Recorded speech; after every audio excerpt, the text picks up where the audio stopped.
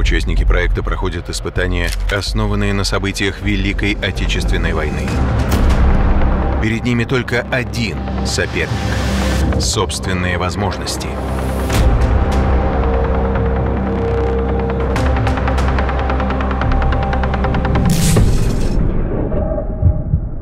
Время ограничено.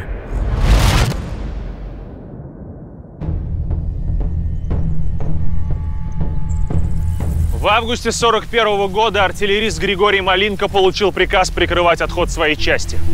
Когда снаряды закончились, он решил уходить, но вместе с пушкой. Орудие весом более полутонны Малинко протащил по бездорожью 18 километров и догнал своих. Осенью 1941 года город Тула выдержал удары двух вражеских армий и не допустил стремительного наступления немецких войск на Москву. На дорогах, где завязла вторая танковая армия генерала Гудериана, сегодня испытают себя двое наших участников. Борис, 22 года, Лыткарина, студент МГТУ имени Баумана. Любит ходить в походы, сплавляться на байдарках, занимается легкой атлетикой, поет в панк-группе. Артем, 27 лет, Омск, тренер по борьбе, мастер спорта по универсальному бою, увлекается современными и народными танцами, ценит в людях трезвый ум. Привет. Смотрите, какое дело. Вот точно такую же пушку герой войны Григорий Малинко тащил на себе в одиночку 18 километров. Вас двое, километраж меньше. И ваша задача дотащить эту пушку по маршруту, обозначенному флажками, за 5 часов. Поверьте, для такого задания это совсем немного времени. Поэтому предлагаю не рассиживаться. Если вы готовы... Вы готовы? Да! Тогда на старт. Внимание! Марш! Давай. Оп.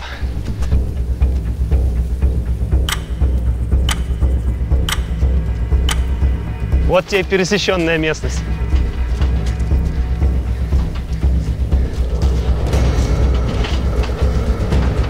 Оп, стоп. Нормально, нормально. Да давай. О. Погнали. Раз. Есть. Оп. Фига она там по ямам застревает.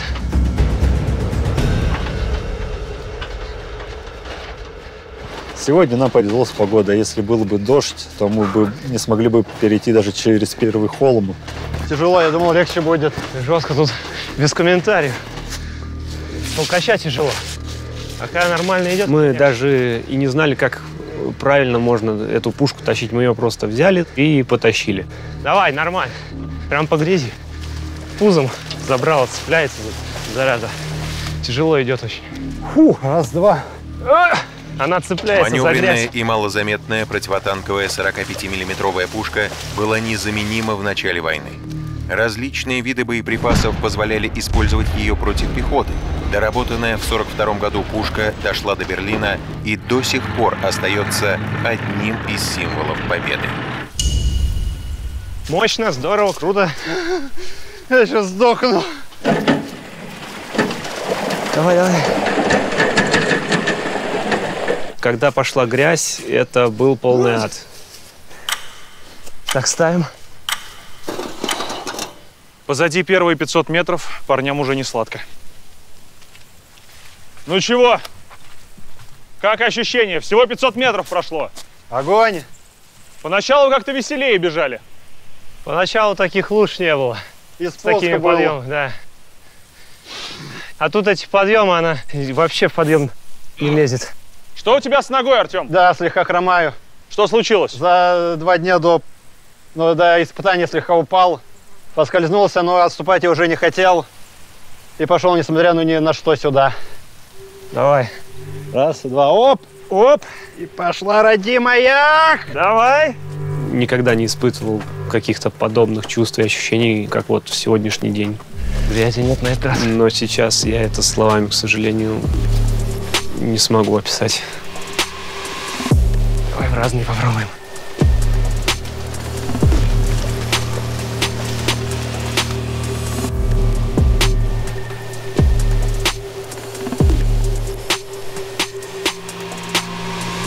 И раз. И еще разочек. Нет. Не представляешь, что надо есть, чтобы 18 км в одного. А надо родину любить. Ах! Еще как надо любить. Давай слегка на тебя. Позади 1,5 километра, но пока не хочу расстраивать ребят. Пусть они думают, что больше. Как настроение? Бросаем. После того месива прибавилось настроение. Тут по суше. Уже полегче идти. Уже второе дыхание? 3 заканчивается. Вы до сегодняшнего дня что-нибудь знали о Григории Малинко? Нет, не знал. Когда я узнал, что он еще и занимался спортивной борьбой и был призером чемпионата СССР по спортивной борьбе, это просто мой новый герой. Прикрывая отход своей части, Григорий Малинко в одиночку сутки удерживал высоту. Отличаясь недюжинной силой, артиллерист перекатывал полутонное орудие с одной огневой позиции на другую. Гитлеровцы посчитали, что им противостоит целая батарея.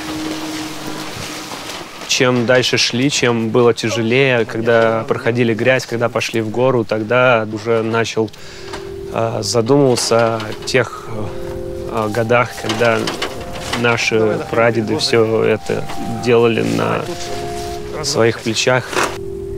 У меня прадед сам на 45-ке служил командиром. Кобзарь Василий Никитич. Всю войну прошел с орудием. Раз, два, оп! Как-то его расчет попал под артиллерийский огонь. И они вместе со всем расчетом пушки спустились в окопы переждать бомбежку. Дед смотрит, пистолет наградной у пушки оставил, именной там, с гравировочкой, ему командир подарил. Возвращается к пушке за пистолетом. Обратно в окоп как вернулся, видит, туда прям снаряд попал, и весь его расчет полег, он один остался жив. Дедушка по отцовской линии. Он был учителем в школе, когда началась война. В 1942 году был призван в действующую армию. Стал офицером, был командиром минометного расчета, принимал участие в форсировании Днепра. Раз, два. Первые лужи мы преодолели довольно быстро. Мы их даже не заметили, потому что были силы. Мы брали пушку, разгонялись и на скорости пролетали все ямы. Да ладно, проскочили. Неплохо.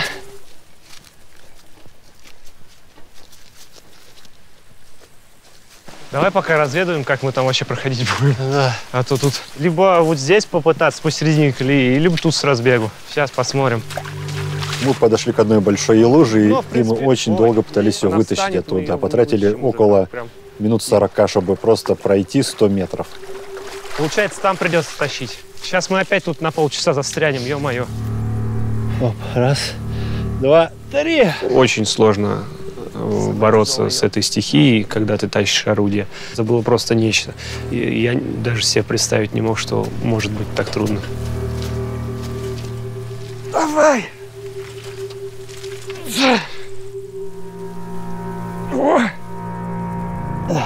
Начали ходить, бегать, подставлять под колеса камни, палки. Потом нашли большое бревно, сделали рычаг. С помощью рычага смогли преодолеть большую яму. Раз, два, 3, давай. Опа! Давай. Пошел.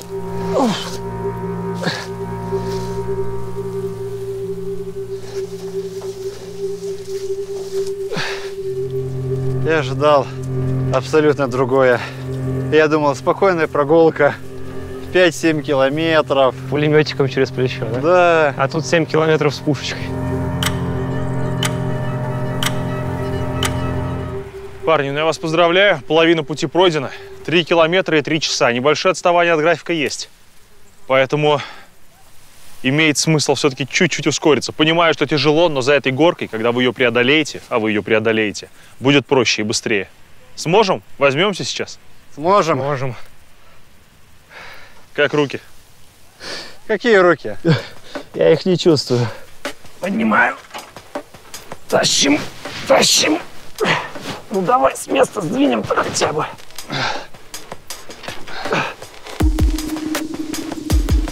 Еще чуть-чуть.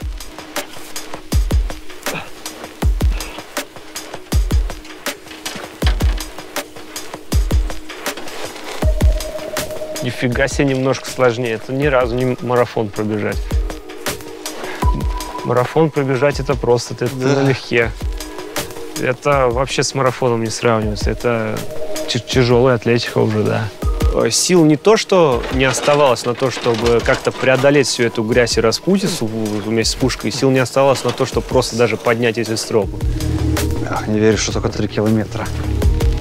Кажется, все 30. Борис был большим молодцом. Несмотря на свою комплекцию, он вместе со мной наравне тащил пушку. Конечно, ему было слегка посложнее, потяжелее, особенно в конце. Для меня скорее физическая усталость. У меня просто сил никаких нет. Я ее уже еле поднимаю просто. Да более того, мне ладонями больно ее поднимать.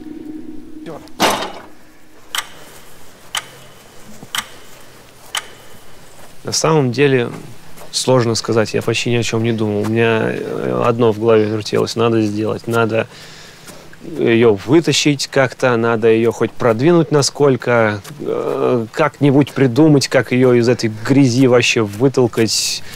Других мыслей не было, просто надо что-то пробовать, надо ее тащить.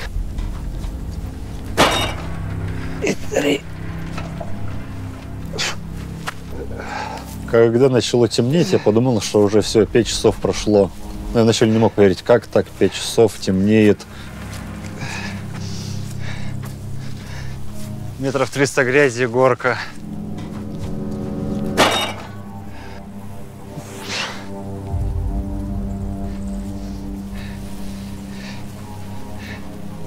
Сил нету. Но желания закончить тоже нет. Давай, раз. Два. Ну это у тебя еще силы остались. Что ты нос повесил? Я-то уже давно сдох. 3. Стой. Ох.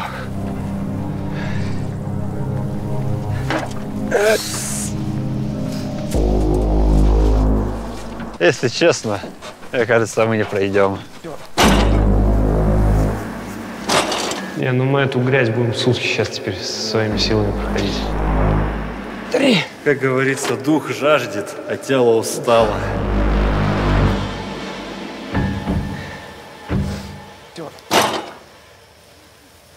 Пожалуй, думаю, время сказать, что мы хотим закончить испытание.